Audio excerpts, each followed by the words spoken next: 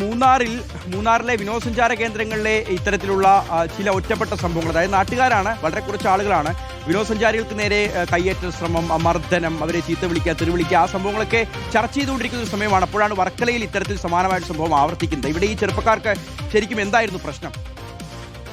ഷിഗാസ്, ഈ കേസിന് ആസ്പദമായ സംഭവം നടക്കുന്നത് ഇന്നലെ വൈകുന്നേരമാണ്. കഴക്കൂട്ടം സ്വദേശിയും അവർക്കൊപ്പം തന്നെ കൂടെ കുറച്ച് സുഹൃത്തുക്കളും ഉണ്ടായിരുന്നു. ഇവർ വർക്കല പാവനാശത്താണ് വന്നത്. ബീച്ചിലെത്തിയ സമയത്ത് തന്നെ ഇവർ സഞ്ചരിച്ച വാഹനത്തിന് തൊട്ട് മുൻപ് ഒരു കാർ വന്ന് കുറുകെ നിർത്തുന്നു. അതിനുശേഷം ആ കാറിലുണ്ടായിരുന്ന 3 യുവാക്കൾ പുറത്തു വരികയും പിന്നീട് ഇവരോട് കയർക്കുകയും വാക്കേറ്റമുണ്ടാവുകയും ചെയ്യുന്നു. യുവതിക്ക് നേരെ അസഭ്യം പറയുന്നു. പിന്നീട് അത് കടുത്ത ഒരു വാക്കേറ്റത്തിലേക്ക് പോകുന്നതാണ് നമുക്ക് ഈ ദൃശ്യങ്ങളിൽ നിന്ന് മനസ്സിലാക്കാൻ സാധിക്കുന്നത്. പക്ഷേ ഇതിന് പിന്നിൽ സംഭവിച്ചത് യുവതി സഞ്ചരിച്ച ഈ വാഹനം ഈ യുവാക്കളുടെ വാഹനത്തിൽ തട്ടിയെന്ന് ആരോപിച്ചായിരുന്നു ഈ വാക്കേറ്റമൊക്കെയും നടന്നത്. പക്ഷേ അങ്ങനെ ഒന്നും സംഭവിച്ചില്ല എന്നുള്ളതാണ് യുവതിയുടെ വാദം. എന്തായാലും ഈ യുവതിയെ ഈ വാഹനത്തിൽ നിന്ന് പിടിച്ചിറക്കി പുറത്തേക്ക് ഇറക്കാനുള്ള ഒരു ശ്രമം ഇവരുടെ ഭാഗത്തു നിന്ന് സംഭവിച്ചു എന്നുള്ളതാണ് വർക്കല പോലീസിൽ നിന്നും ലഭിക്കുന്ന വിവരം.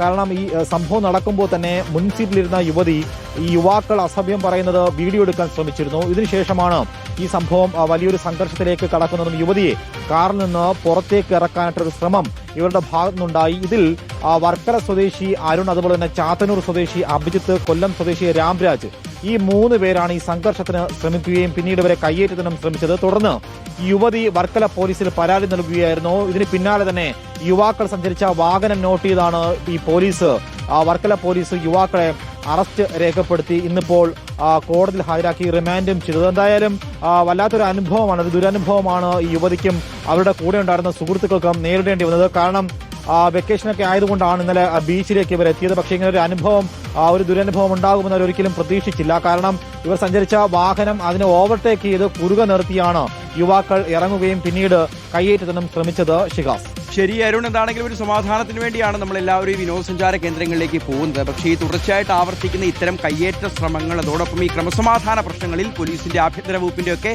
ഇടപെടൽ ഉണ്ടാവണം. അല്ലെങ്കിൽ അത് നമ്മുടെ ടൂറിസം രംഗത്ത് തന്നെ വലിയ നാണക്കേടായിരിക്കും ഉണ്ടാക്കുക.